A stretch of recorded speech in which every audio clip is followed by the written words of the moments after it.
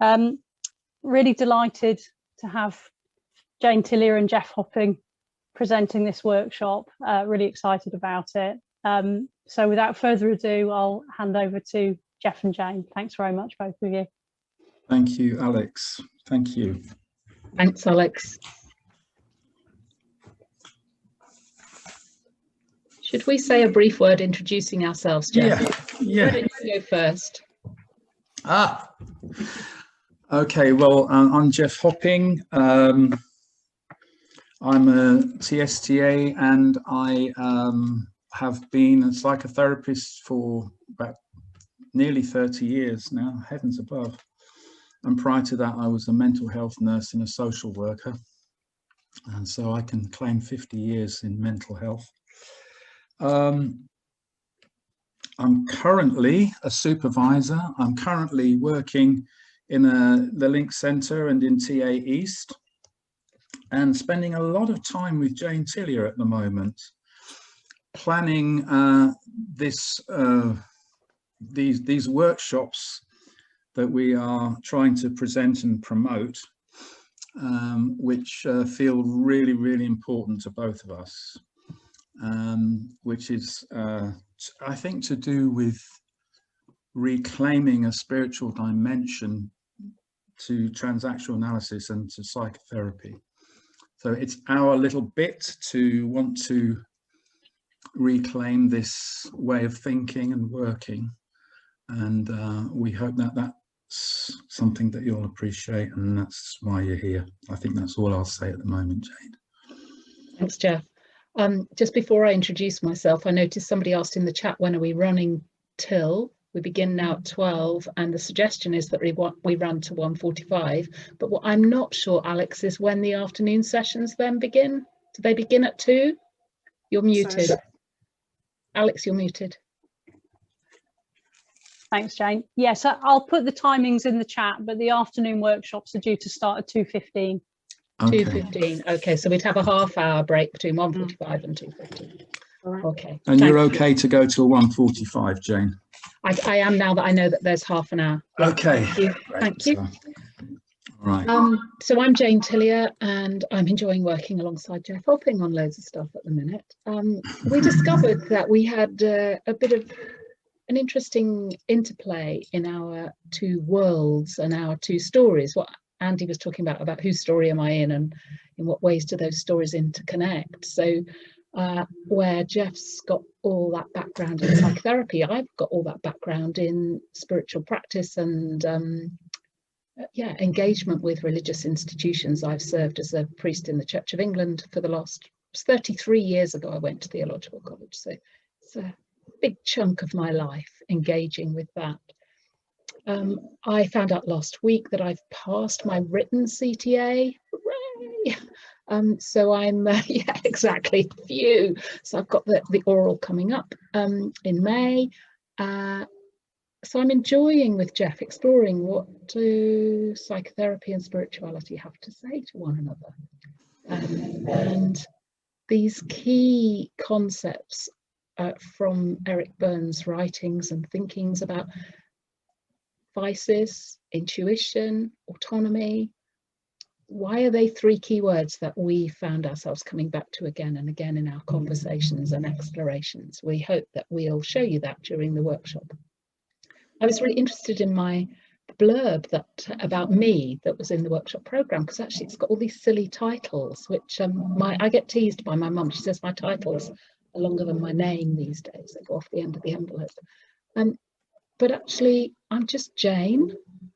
But those titles say something about some of the narratives that have shaped and formed me, as well as corrupted me in some ways. Academia, the church, really interesting kind of conversations between all those intersecting worlds. So that's part of the background that I bring, and I'm delighted to be with you today. And thank you for all bearing with the hitches. And now you're sitting comfortably, we'll begin. But I think Geoff's going to begin with a meditation to enable us all to arrive. Yeah, I am. I just wanted to add that I'm currently in training with an organisation called One Spirit, which is a ministry training. I thought to myself that, you know, I've talked a lot about the unconscious and consciousness, and I really wanted to go much deeper into some of the ancient wisdoms that are millennia old around the issue of consciousness. And I've not been disappointed, really. There's so much out there, I can hardly bear it. I feel like I've only just begun the process, really. So we will refer to some of that, I think, during the course of the morning. But we are going to start with a little meditation. We're just going to invite you now to connect with your body in whatever ways for you are most prominent in this moment. So I'm just inviting you to notice your feet on the ground. It's a very important place, the ground. Notice your butt on the chair. And connect with your body in whatever ways are most prominent in this moment.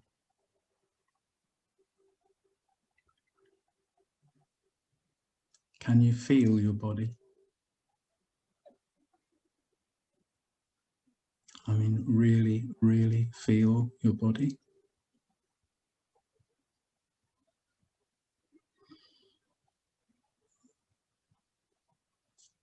Are you thinking about your body? Or are you sensing your body?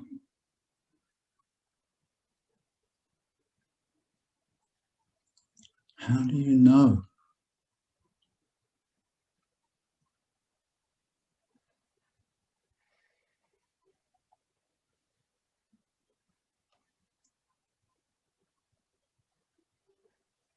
What sensations do you feel?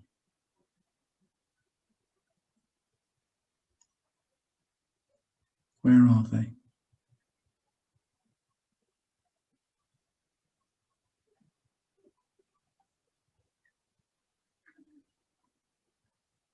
Are they vibrating? Are they pulsing? Are they tingling?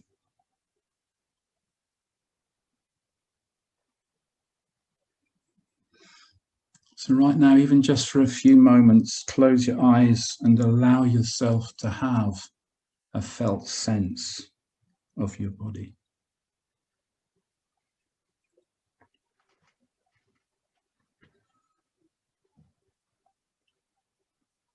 Not needing to grasp or reject anything,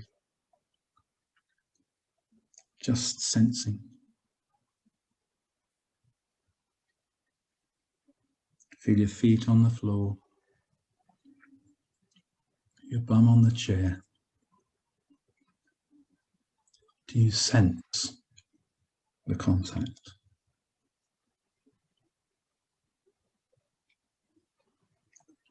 Now, what about the breath?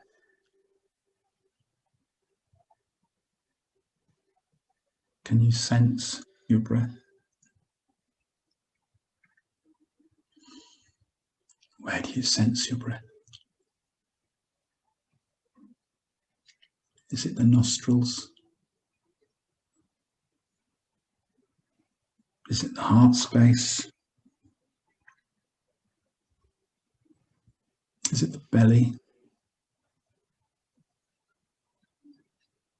The air flowing in and out of the nostrils?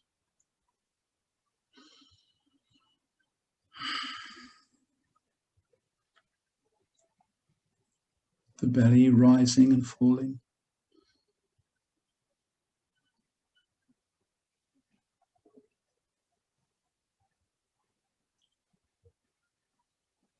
Is the breath cool or warm?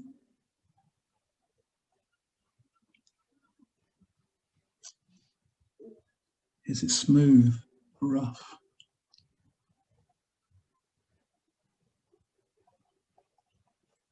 Is it long or short?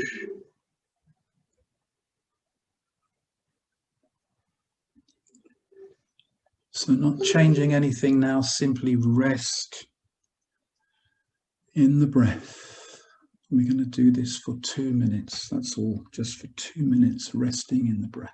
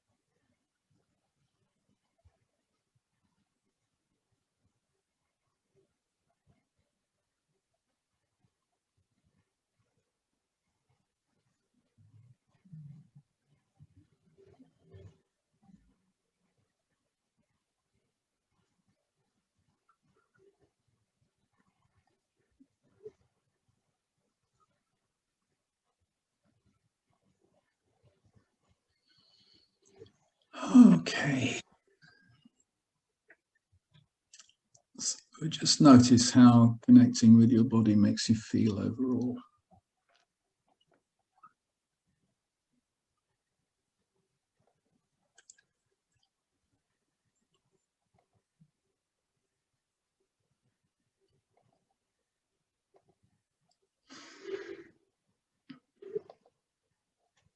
I think I just am aware as I'm sitting here that what I want to say, and something that I've been really reflecting on a lot recently, is what does it mean to love ourselves?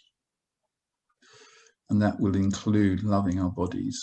And I think that the majority of people who come to us for help or for therapy probably are coming because they want to love themselves more. And that has to include loving the body.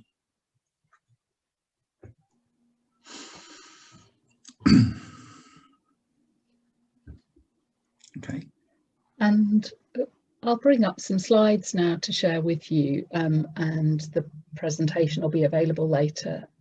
But as I do that, I want to say, Geoff, as I was sat with that meditation, I was thinking about us all arriving in the workshop. I was thinking, I am here, you are here, we are here. And I was reflecting on I'm okay, you're okay, and how we tend to skip to the okay part of that. I'm okay, you're okay, I'm not okay, you're not okay. What about the I'm part of it?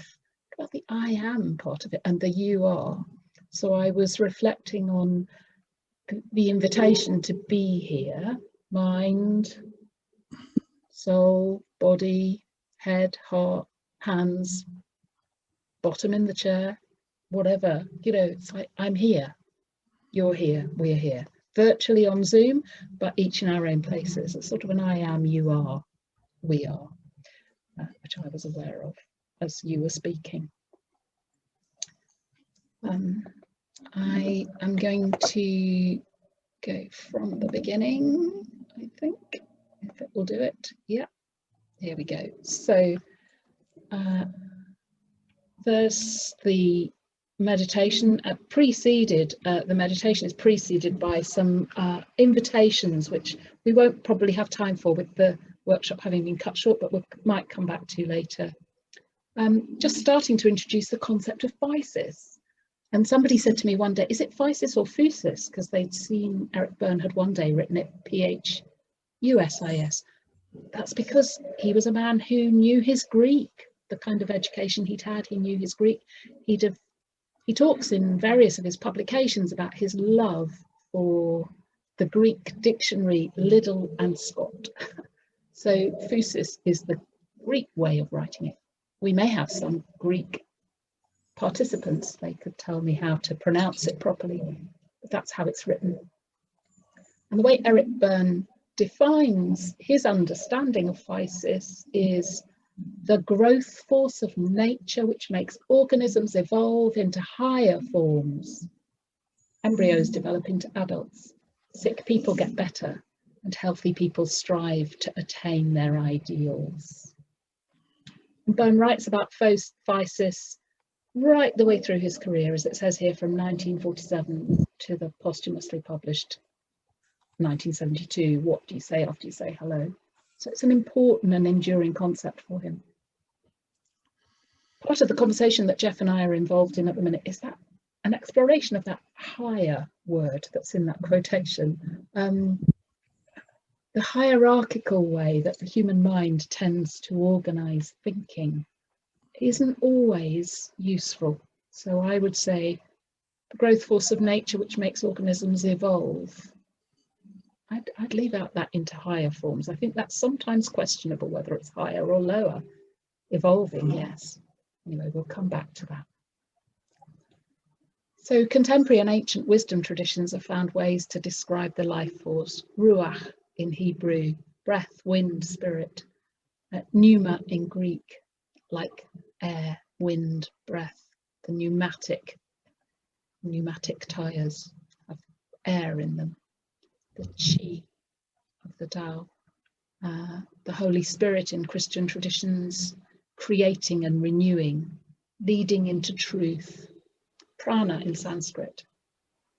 And then within psychological frames of reference, the energies of eros, libido, actualizing, Roger's self-actualizing tendency. Perhaps the individuation process, that growth towards the fullness of self that we talk about, is that a manifestation of physis? I think we would argue that it is. And just before going on to that, Geoff, is there anything you want to say about the kind of physis as a general topic there, the way I've introduced it? No, just to say that it is a universally recognized principle, you know, across a huge range of cultures and traditions. Yeah. It's not, that's all really, and you said it. So the life force. Yeah.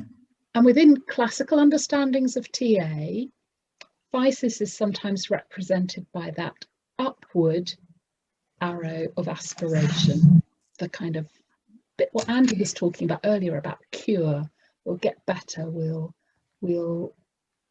do some script busting. So the downward force of script is challenged by the upward force of the aspiration arrow of physis.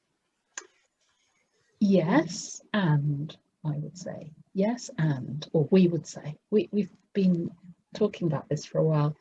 What if we expanded our understandings of this life force a bit, again, challenging that higher upwards narrative, and think about our personal and global lives, not just with that upward aspiration energy. I was aware, I went back to some journals, and in 1990, this was a doodle I was often doing. It suggests to me that upward aspiration physis. I'd had a couple of years in therapy before this, and I think I was beginning to sense there was more coming alive in me. So later, 94, in therapy again, a wise woman said to me, looking at this doodle, looking back at this doodle, she said, "There's something missing, Jane. What do you think's missing?" There's no roots. So I went away and pondered. My then therapist Anita said, "Where's your deep tap root into your sense of self? Do you have one? Where is it?" And this doodle emerged. To the right, there is a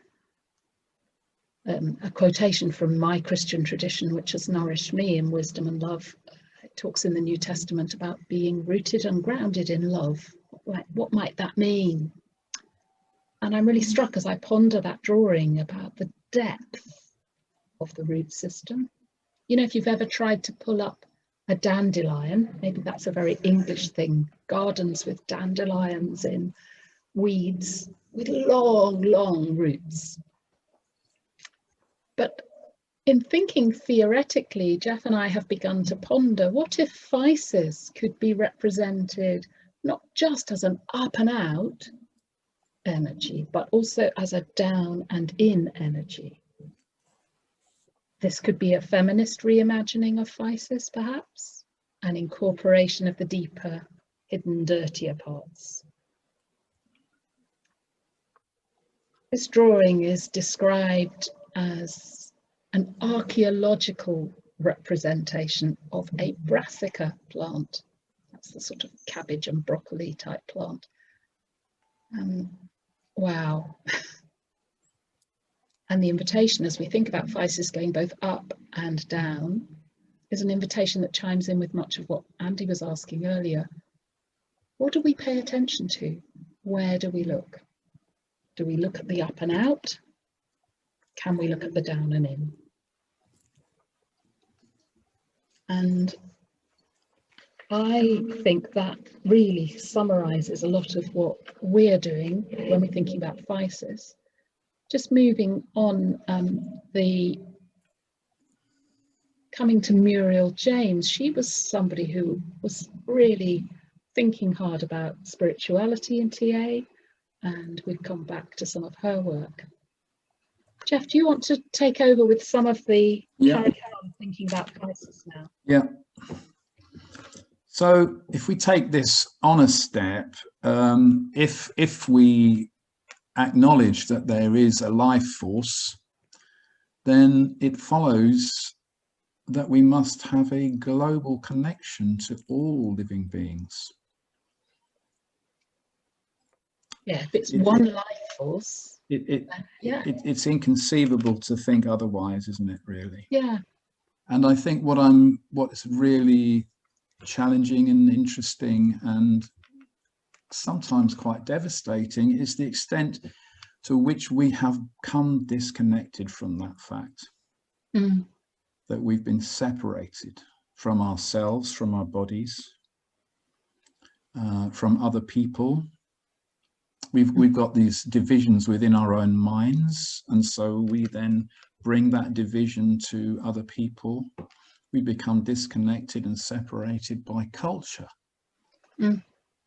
Culture plays a massive part in our disconnection and separation, and it is disseminated then. The cultural norms and values are then disseminated through the family, the education system, and the institutions that have power and authority in our society.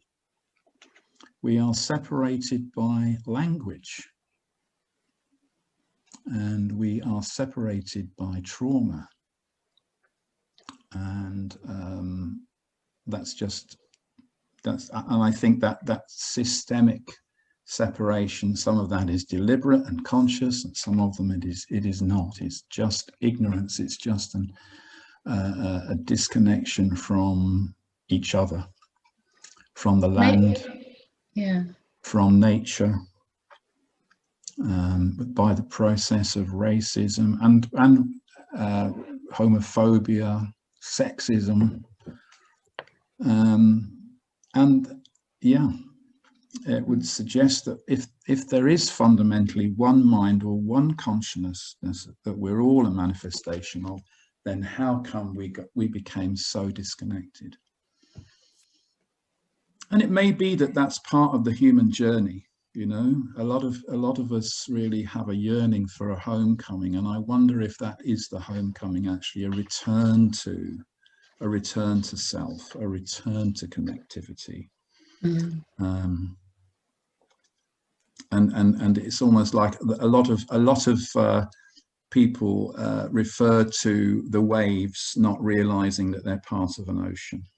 And I wonder if that's what a lot of human beings are struggling with, their own identity as a wave, rather than being part of something incredibly deep and enormous that we are not aware of a lot of the time. So if we're connected to all living beings, we must be connected to the spaces between all living things, which suggests that we're probably our core one global living organism. And Jane's got a reference in there from Merlin Sheldrake's recent book, The Entangled Life, about the hidden and interconnected world of fungi. I'm not quite sure why that's in there, Jane. Can you say? Well, I think my understanding is that Merlin Sheldrake has exposed, as it were, some of what's going on underneath, which is a miraculous connection in the soil structures throughout the planet of the fungal connections which keep the soil alive.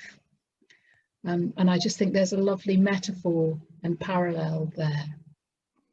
And if I may, Geoff, just coming back to that disconnection through language, I'm aware today, particularly, and often within the wonderful global TA community, of how easy it is, perhaps, to take for granted that English is the language being used. I try to use my imagination. Supposing the language being used were a language that was not my mother tongue. So I'm conscious of making connection with those for whom English is our mother tongue and those for whom it is not. And thank you to those of you who engage with us in English. It's a great gift, but sometimes a gift that we take for granted and makes us disconnected, us English speakers. Yeah. Should I press on to the next slide? Yes, I think so. But I think, well, just if we go back, what I just want to say is that I think the question that really challenges me at the moment is, is consciousness a manifestation of our brain? Or is consciousness the home that we actually live in? I think, to me, this is a really, really important question. And it would seem that science is beginning to touch on the idea that maybe this is the case. It's always been the case in the religious traditions, really. Hinduism, Buddhism, Sufism, they have these enormous histories of describing the process of the consciousness within which we live, but it's never really been taken seriously by science until this century, until the last century and this century. And I just briefly want to talk about a couple of people. One would be Max Planck, who got the Nobel Prize. He is the father of quantum physics, and he says this: all matter originates and exists only by virtue of a force. We must assume that behind this force, the existence of a conscious, intelligent mind. This mind is the matrix of all matter. So that's the father of quantum physics. So this is not just something which is thought about by people who would claim themselves to be spiritual or religious. I could give you loads of quotes from scientists who are now saying that we've probably got it wrong and that we are on the threshold of a new way of understanding physics, because the current theories of physics don't actually fit together. And it might well be that consciousness is going to be the unifying factor between quantum theory and the space-time cosmology that we are that we're currently living with. So I think this is extraordinarily exciting. Yeah.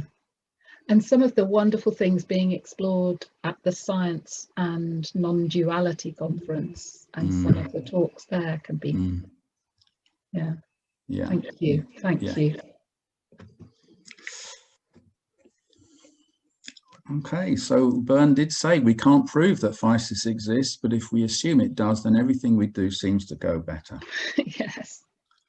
He was talking about clinical work, but I think we can apply this more broadly. Without this life force, we do not live. It is the core of our essence.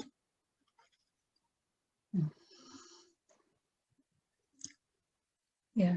So then we come on to the idea of this kind of overload or tripping up trauma, or the neurobiological overload that splits, leads us to forget who we are.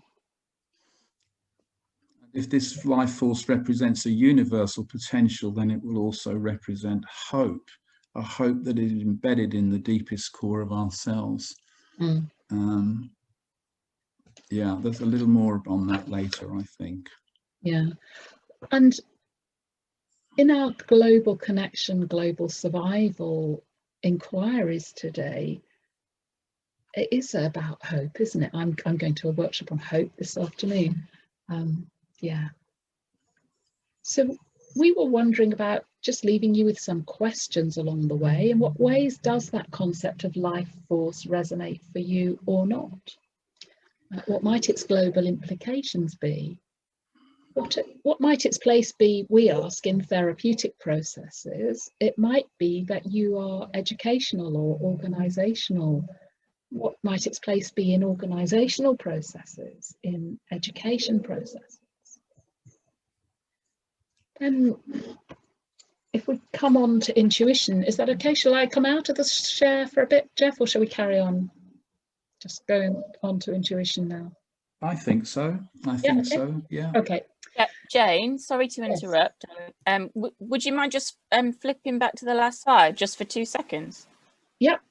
There you go. Lovely. Thank you very much. No problem, Laura. And if you want to photograph that slide or capture it for yourselves, you could, or perhaps Alex could type those questions into the chat, maybe. Yeah, just things to sit with for a bit.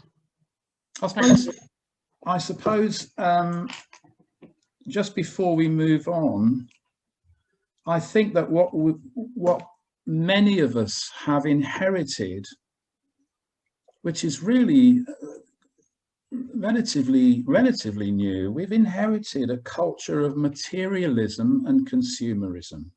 Yeah.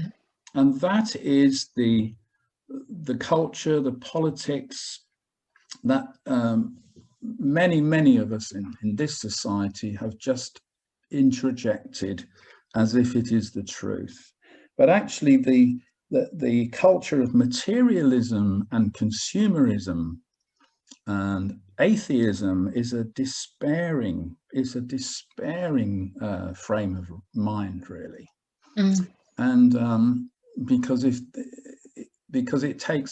really isn't a hopeful, as we can see, the state of the planet, the state of race relations, it isn't a hopeful way of thinking about human activity and human life. And Geoff, if what you were saying proves to be true, is true, you know, or if we go with Berne and say, yeah, there is Physis, there is a life force, there is something, then the materialistic narrative is the delusional narrative. Yeah. It's a bit what Andy was saying earlier about where is psychosis? Well, yeah, in some ways, the psychotic is the materialist and consumerist narrative because it's delusional. Yeah. It denies connection, whereas connection is the truth. Connection is what's real. Yeah. There's a wonderful book by Mark Gober called An End to Upside Down Thinking. And an end to upside down thinking. An end to upside down thinking. And what he says is that just because it's hopeful doesn't mean it's wrong. Which I think is really important. That there is something hopeful about the fact that we are intrinsically connected and that we can claim those connections to our bodies, to ourselves and to each other. Yeah, and as we claim the connections to ourselves, I think it opens up then the possibility of connecting to other and to the planet. Yeah. Let's move on to intuition. Yeah, intuition. Off we go. So many of you will know that Eric Berne's earliest published research articles were on the subject of intuition. There's a lovely way that he tells about when he was interviewing all the soldiers who arrived. He was the psychiatrist on duty and he had about a minute with each of thousands and thousands of soldiers who arrived to enlist. he played a game with himself, guessing what they did for a living. And then he played another game with himself where instead of guessing, he tried to use some objective criteria to assess what they did for a living. And he surprised himself because his guesses were more accurate than his objective criteria assessments. So it intrigued him, and he wrote some really interesting things about intuition. And it's at the heart of thinking about transactional analysis for him. It's about knowing without knowing how we know. And there are ways that we know things. We know things as human beings. We know things perhaps through our shared life force, perhaps through our connection in one consciousness. That kind of intuitive knowing often involves imagination, an image, a picture, a phrase, a song, a poem, art, something that wasn't in conscious memory but connects us beyond ourselves with others in the world. I think that way of talking, it is about perhaps my unconscious communicating with your unconscious. We know something that we haven't formulated it or articulated it, but we know the connection. And Geoff and I have got quite a curiosity that we've been exploring about how does this happen? How might we foster more of it? It seems to be a good thing. The wisdom of intuition can be more useful perhaps sometimes than the knowing of knowledge. The wisdom of intuition is different from the knowing of knowledge. And that is not to discount knowledge. Knowledge I believe to be important and good, but there are other ways of knowing than we sometimes realize. So the interconnectivity that's possible through intuition is subtle. So fostering perhaps more intuitive capacity and connection can be a way of fostering more connectivity in the service not just of surviving, but also thriving. It seems to me that Physis gives us a call to thrive, not just survive. I was thinking about the title of today and connection and survival, global survival, and I was thinking, can you have global thrival? Can I make up a new word?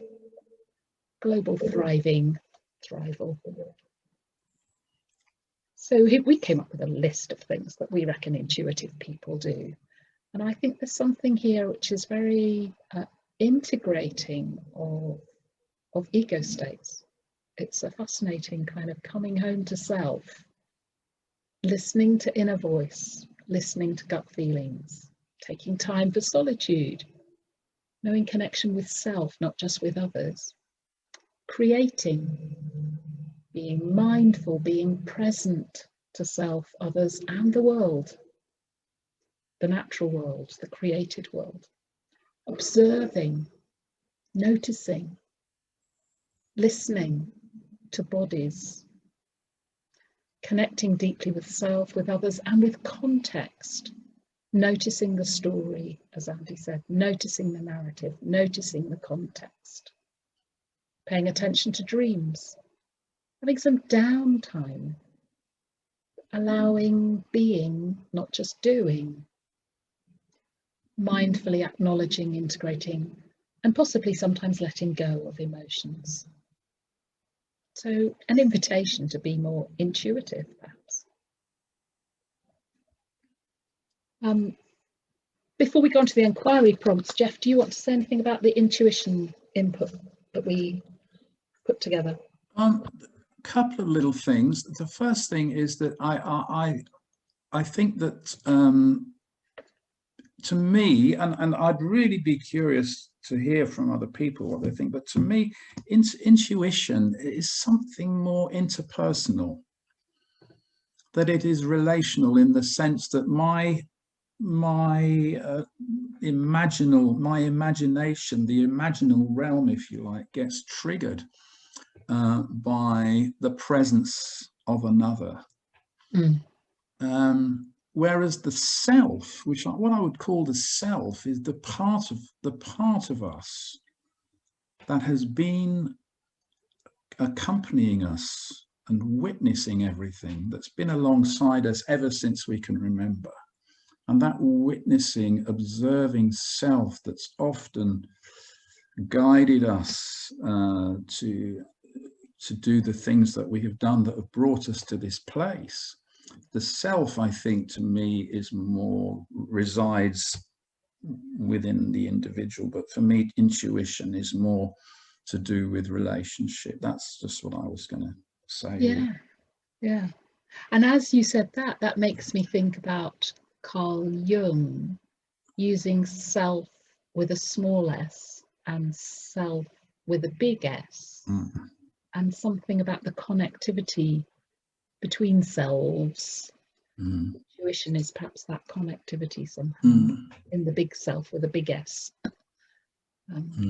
Yeah. I don't know, you raised Carl Jung, I don't know if you're aware, but I have got a quote somewhere, but not on this PowerPoint, where he says that really his job, when he saw himself as a therapist, as a psychoanalytic therapist, he saw his job as helping, supporting and enabling people to connect with spirit, that was the cure for him. That was that was individuation. It was to make spiritual connection, which is why he often liked to work with people who were in the second half of life, because I guess we can be more reflective in the second half of life if we've achieved some of the things that the first half of life requires us to do. But he was very clear that spiritual connection with spirit would be a good outcome of a psychoanalysis with him. Yeah. So again, we invite you into some inquiries beyond the workshop, or as part of a conversation later in small groups, or more broadly with us. But what resonances does the notion of intuition have for you? Some people might be quite distrustful of intuition. I wonder what's your response about intuition? And how might you foster and explore intuitive connectedness? Where might they be in your practice or thinking? We could move on to the subject of autonomy with its broken down parts, or we could just take a 5-minute leg stretch now. I'm not sure, rather than going for an hour and 3/4 without a break. What's your thinking? I think 5 minutes just to reflect on those ideas and what's been, yes, I think so. We're not going to do breakout room probably at the moment, are we? No, I think we'll save that to the second half, but 5 minutes to stretch legs, attend to physical needs, given that we're in our bodies. And just reflect on the concepts as we've talked about them, and any contributions you want to put into the chat room would be most welcome. Yeah, so Alex, a 5-minute invitation to people to step away from the screen. Don't log out because you might not get back in. Stay in the meeting. But if you want to mute yourselves, well, you are muted. If you want to stop your video, we'll be back in 5 minutes at 12:50. Well, here we are back at 12:50, and I've just been having a good read of the chat. I don't know about anybody else, but there's some really rich connections going on in the chat. So thank you very much, people. And we'll come back to some of that, I hope. Geoff, you're on mute at the minute. You might want to unmute yourself. Might work, might help, mightn't it? It would help.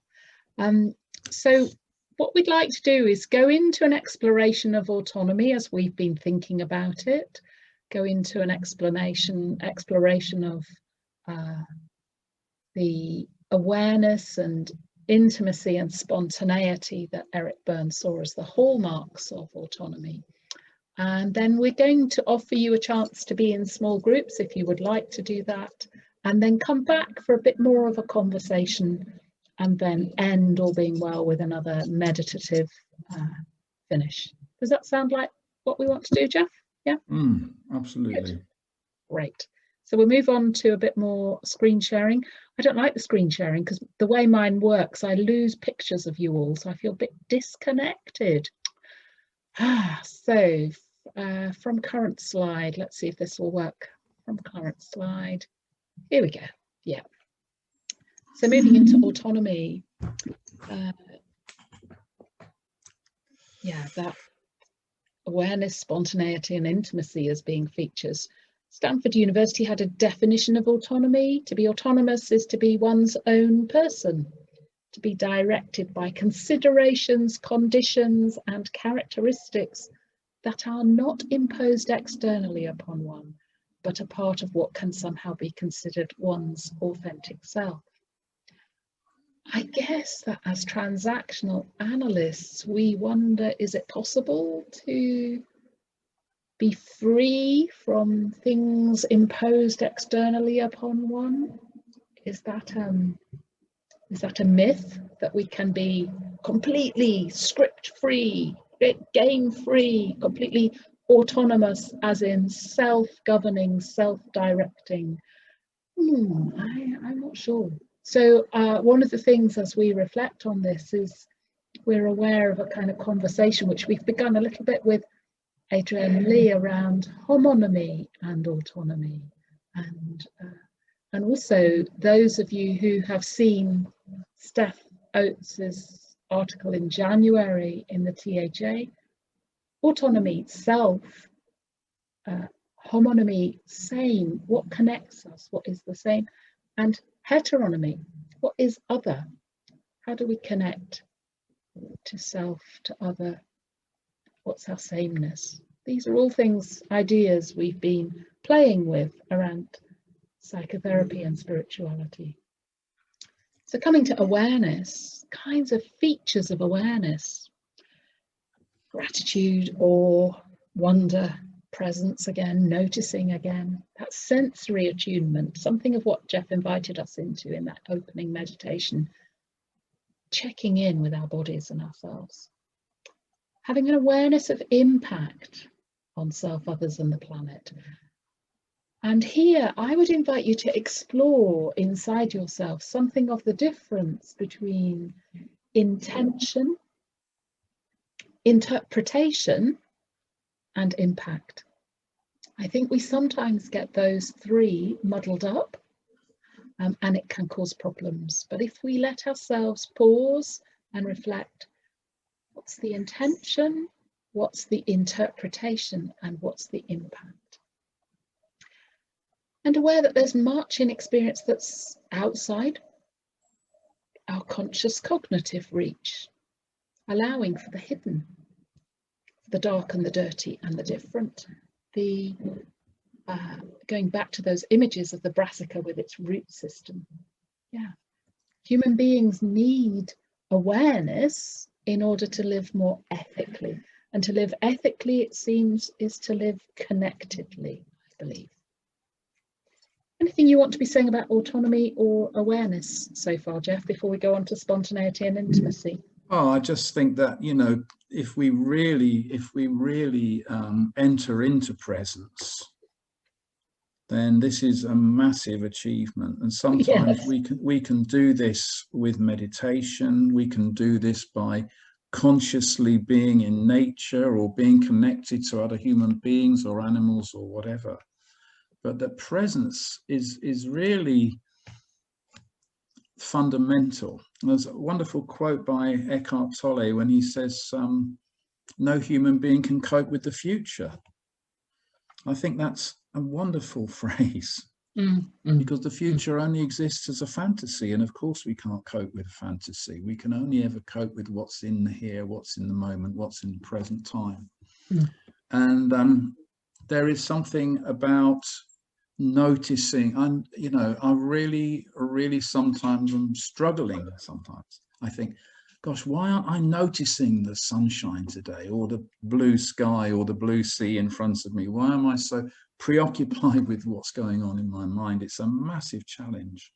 And I think particularly now that we have smartphones that are bleeping and sending us messages, you know, hundreds of messages sometimes a day, we are in a kind of situation of information overload. And I think sometimes the tech giants know that they've harvested our minds in some ways. And I think it's really important find ways to be present, to have that, and to be in touch with our bodies, to be in touch with each other, be in touch with nature. It's a challenge, and it's a really important one, I think. That's what I wanted to say.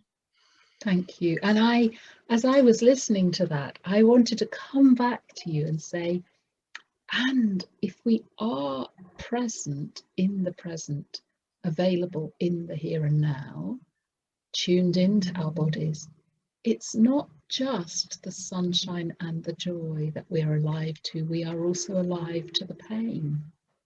And there's something about that non-dual wisdom which we keep coming back to in our conversations, that it's not either or, it's both and, but it's being alive, present, connected, and love allows that connection, that presence, availability. But love doesn't protect against pain. If anything, love can make pain more sharp, but more real. And in being real, can be connected with and so, I don't know, honoured and so transformed in some way. Yeah, I think there's, and I believe that when I read Eric Berne talking about adults, and I think about what's that ego state means, for me, the primary thing is here and now. Here and now. It's my thoughts, my feelings, my experiences, my sensations in the here and now as an adult. And I am less comfortable with a sense that somehow adult is the rational, processing, computer-like, because that can become mind-based, future-based, past-based, I don't know. Whereas there's something about adult, for me, connects with soul, and I believe that sometimes when we think psychotherapy is only mind therapy, then we are missing a trick. Psychotherapy for me is soul therapy, and soul is adult, soul is here and now. Yeah. So there's something there about awareness. And just moving on to intimacy, the deep sense of connection and knowing. I think I'm okay, you're okay as a philosophical frame is about that intimacy. My I amness meeting your I amness. In the constantly needing, it seems to me, to choose and check in around okayness.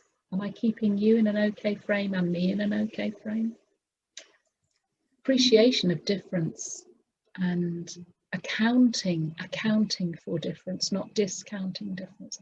Accounting for those stories that Andy was talking about, the narratives. Safety, to be vulnerable. The word safe enough, it's never going to be perfectly safe, but safe enough to be vulnerable. And vulnerable means literally available to be wounded, really, able to be wounded, the wounding. I am vulnerable. You could wound me as I show up in myself. And compassionate problem solving, because it's a knowing the passion, the suffering, the aliveness with someone, compassionate problem solving, emotional connection. And that's slightly corny, but I quite like it. Intimacy means into me, see. It's quite intimate, delivering a workshop. Here I am, Geoff and I talking in open conversation, being seen. We've got another just few more. I was just going to say that when Berne talked about if you are in awareness, spontaneity, and intimacy, you're not in your script. You are present. You are present, and it's interesting, the idea that we can choose to come out of script right now. Yeah. In the moment, Yeah. if we engage in the moment, in these ideas and in these experiences, we can be out of script very quickly, not necessarily permanently. I don't think that's possible, but I think that these moments that these things give us are priceless, absolutely priceless. Yes, yeah, yes. Okay. Thank you. So, okay. You carry Just on. going back a little bit to what I was saying before, that intimacy requires us to love ourselves. It's not a narcissistic self-love that we are encouraged to engage in, which can be superficial and self-centered, like, you know, you buy this cream because you're worth it. But the self-love that arises out of grieving and for what was lost on our journey from awareness into our script-based stories. The intimacy, some ways, the homecoming. It involves a reconciliation between the masculine and feminine energies that we all possess, and a reconciliation of past messages and responses. Christopher Bowler's talked about the transformational object, and he talked about this as a yearning for a past experience of relational bliss that can become a futile search for a future fantasy. We believe that people come to therapy to be supported to love themselves unconditionally, and that involves grief. This involves tears. There's no real way around that, I think. But if we begin to love ourselves unconditionally, then that is good news, not just for us, but also for others and for our planet. Because we will be loving ourselves and loving others. The love will spill over into other people, I think, and it does spill over into other people if we are loving ourselves. But if we are in a place of constriction or tightness or self-criticism or self-judgment or lack of compassion, then that's what we put out into the world. Yeah. And but that's intimacy with self as well as with others. Indeed, and that love and intimacy and presence with self and with others can bring tears as well as profound releasing of joy. And I know, because we talked about it, but we could talk for 2 hours about grief. I mean, there's such a lot about how we grieve, rituals for grieving. Do we allow ourselves to grieve? So I think we may, we've got plans to do some work on grieving sometime, maybe a workshop. So shall I move on to the next bit? Yeah. A bit about spontaneity. You start off with this, go on, I'll pick up. Okay. So this is a quote from Viktor Frankl. Between stimulus and response, we go straight to the response, don't we, usually in TA, with that arrow hitting the ego state that's been targeted. But between stimulus and response, there is a space, and in that space lies our freedom and power to choose our response. In our response lies our growth and our freedom. That's Viktor Frankl, in Man's Search for Meaning, I think. And the spontaneity means the freedom to act in a variety of different ways according to the circumstances. It means embracing the unknown and not being trapped in what ought to be, but rather living into what is. It is a script-free transaction with life and a living relationship with the here and now. So I think Berne talked about spontaneity as the ability to approach a new situation as a new one rather than an old one. And that's a very exciting possibility if we can embrace it. And I often fail at that. But when I can be open to a newness of a situation in the here and now, it's extraordinary how many wonderful things can emerge out of that, I think. Yeah. Yes, beautiful. That coming to each new encounter with the possibilities, openness, rather than knowing how it ought to be, or yeah.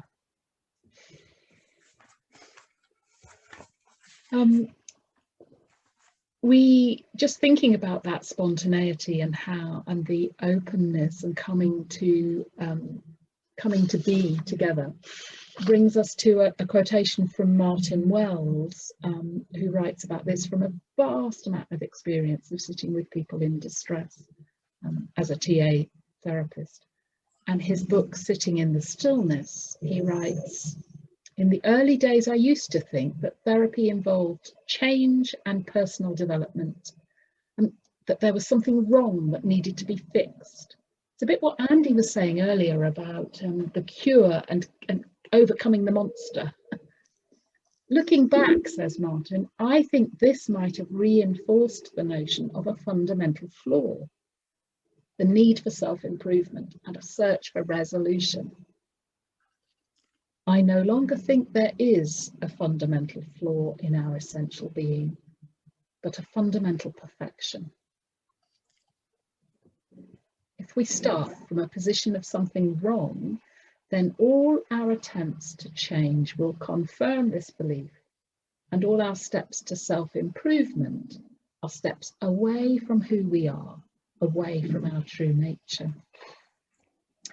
I find that quotation moves me to the point of tears. It's yeah, I have spent a lot of my life believing I am a problem to be fixed rather than a life to be lived. Yeah, so, and I think many people who turn to others for help believe that too, that there's a fundamental flaw. And the good news, in my language, the good news is that there's a fundamental perfection coming home to who we are. So, yeah, we were wondering about autonomy being something about witnessing self, other, and the world in awareness, in intimacy, and from an unknowing, open place of spontaneity. The photograph illustrating that is one I took in southern India when I went on a trip to work with some agencies who were looking at the empowerment of poor women in India. And I was very moved by these men who were arranging this beautiful water with flowers every morning in the centre of the place where we were studying and thinking. So, yeah, aware, intimate, unknowing, open. And Geoff, do you want to take us into this Sabina Selassie? Because I know you've been so impacted by her recently. Okay. So this is kind of like a meditation. So I'm going to invite you just to close your eyes, and well, you can keep your eyes open if you wish, but I think sometimes when we close our eyes, we kind of we go inside rather than remain externally focused. So this is another way of thinking about connection and connectivity. And after we have done this little travel, if you like, we're going to invite you to process this in a breakout room for probably 10 minutes, 10 minutes maximum. Okay. So this is from a book called Spirituality and Anti-Racism. You Belong. Well, actually, the subtitle is Spirituality and Anti-Racism, but the book is called Belong.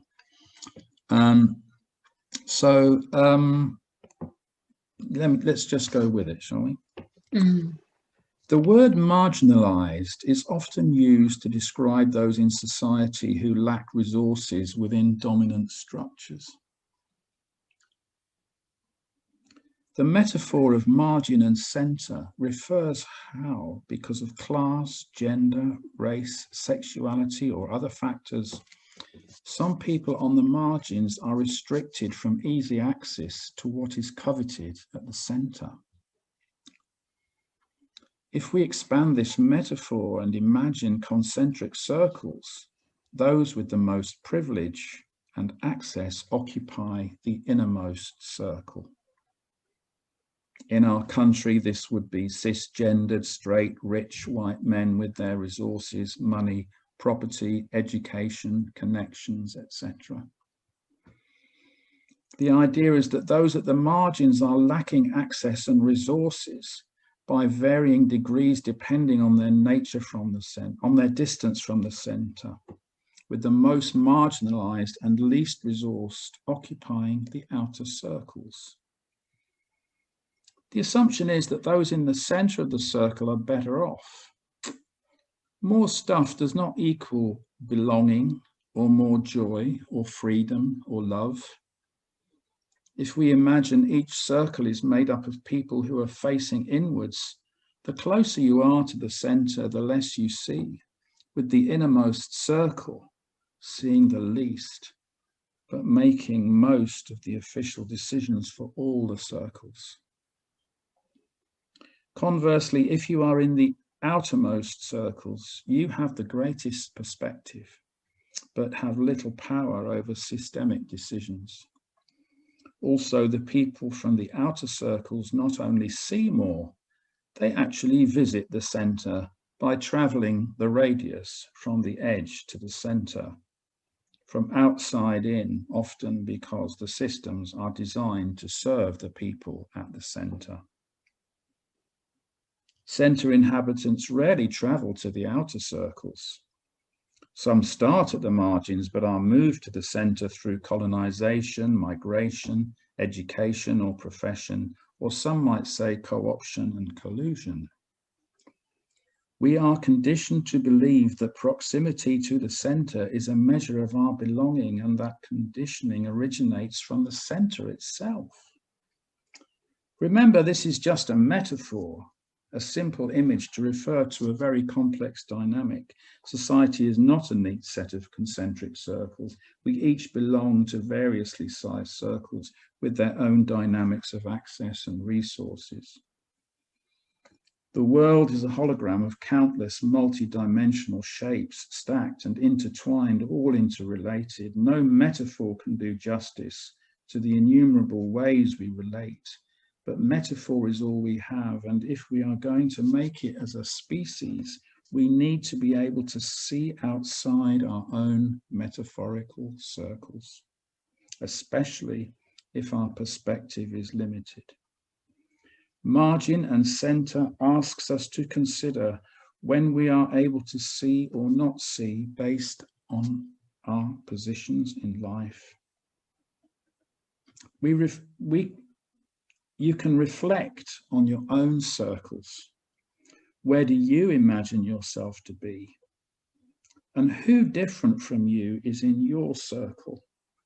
And is it because they traveled out, in, or because you ventured in or out? So that's something to... So welcome back. And that was a short time. I hope there were some connections and richness, and it's good to be back. We've been looking at the chat and have one or two things we wanted to respond to from the chat. There are 50 people in the group. If anyone feels that they would like to speak aloud, there might be a moment, but it will have to be quite short with 50 of you. But we're curious about some of the things that have cropped up in the chat and would like to offer some observations. I particularly noticed somebody saying, I'm a Franciscan friar, and I wondered, wow, that might be interesting in terms of consumerism and materialism. St. Francis had a thing or two to say about those, so that would be interesting to be in dialogue around that. Geoff, you picked up one comment from the chat that you said you'd like to say a bit more about around I'm intuitive, but maybe not that list. Yes. Yes. Well, I suppose if you are, you are. You are. I don't know that I want to give people a list of things that they ought to be doing, because that in some ways is kind of an invitation to beat yourself up.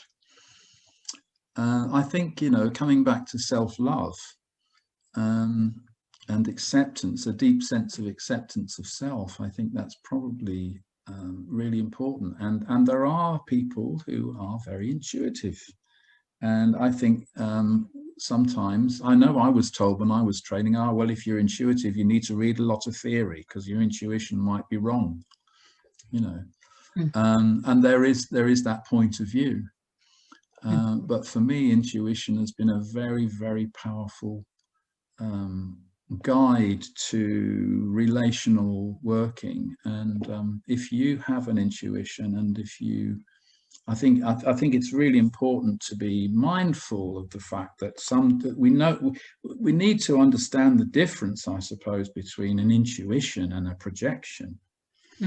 And I think that's a very subtle difference, and could be quite an important difference in terms of if you are going to project something onto somebody that might not be your intuition, and that would be a much deeper explanation that we can do this morning. But I would say generally and there's a lot of wonderful stuff on the internet about intuition. And I think Deepak Chopra describes it as the highest form of it. No, I won't say highest. I don't like this hierarchical a profound intelligence. That intuition is a deep intelligence, and it's to do with an interconnectivity. So. As I listen to you there, I find myself thinking that one of the key invitations is perhaps to put down the big stick, to stop beating ourselves. Yeah, absolutely. Put down the big stick. And another is to be curious about, is this an intuition? Is this an interpretation? Is this a projection? This an assumption? Somebody put in the chat. I think there's an inquiry to sit with, which reminds me of Eric Berne talking about adopting the attitude of the Martian, the kind of, I'm curious, I don't know, is this intuitive, is it projective? And somebody mentioned Richard Rohr in the chat. Oh, did they? R-O-H-R, a teacher of great wisdom, and from the Franciscan tradition again, and yeah, and another teacher who teaches alongside him, Cynthia Bourgeau. If you came to anything else that Geoff and I were facilitating, you would hear her name mentioned as well. Cynthia Bourgeau, a great teacher of non-dual wisdom. Yeah, she will pop up a lot, but yeah. So, and Ilia Delio, indeed, all these wonderful teachers, good, wise people out there. So thank you for referencing them. We are absolutely spoilt for choice on this stuff, really. Yeah. And I suppose I just want to be a sort of little nudge, that's all. You know, to say there's so much out there that is really profound and powerful, drawing on ancient and modern wisdoms. It's incredible what's out there now. Somebody asks about diagnosing, you know, four ways of diagnosing ego states that Berne talks about. Are there ways of diagnosing intuition, you know, kind of? And there's my goodness me. Phenomenological. It's a brilliant question. I'm going to have to sit with that. But there is something about the phenomenological. But the definition is that we don't know why we know it, do we? But yes, I think that's a really good point. It's how would we know the difference between a projection and intuition?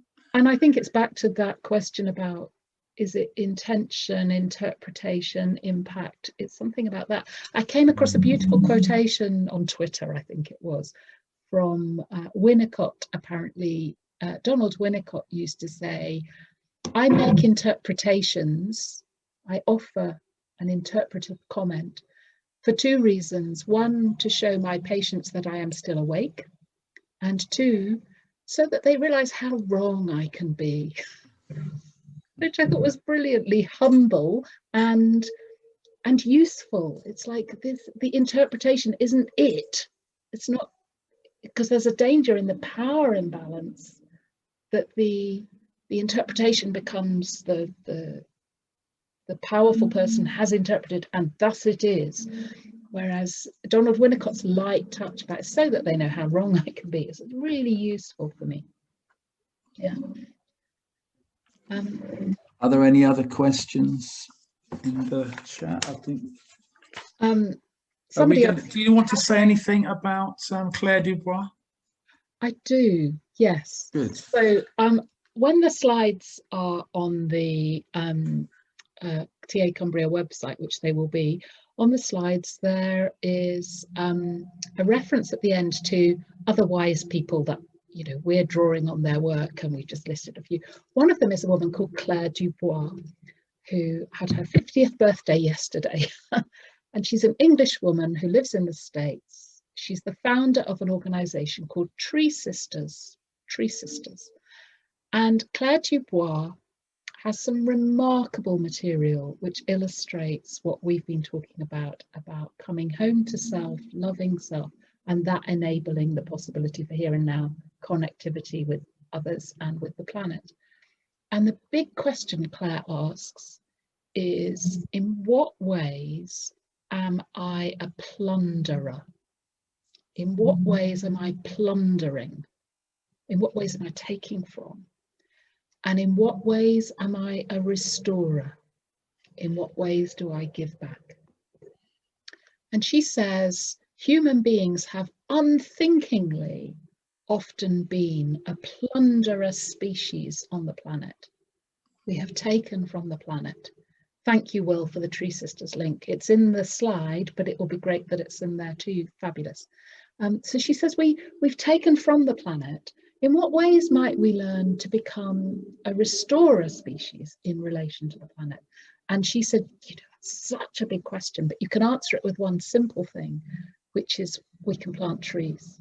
We can plant trees, particularly around the equatorial band, where our planet needs the trees in order to not burn up. So she began saying, you know, we need to plant trees. She began this with 1 tree, 5 trees, 10 trees. I've lost count now. I haven't been to the website lately, but it's something like 17 million trees have been planted now by Tree Sisters, raising funds, but not just raising funds, raising awareness. She sees it as an inner journey and an outer journey. And there's lots of richness there. So probably said more than enough about Claire Dubois. Okay. Look out for her teachings and her wisdom, friends. She's a good woman. Thanks, Geoff, for the prompt. Okay. And I have a little quote from Krishnamurti here on my little list of things I wanted to say. I love this quote. He says, "It is no measure of good health, of good mental health, to be well adjusted in a profoundly sick society." I love that quote. It is no measure of good mental health to be well adjusted in a profoundly sick society.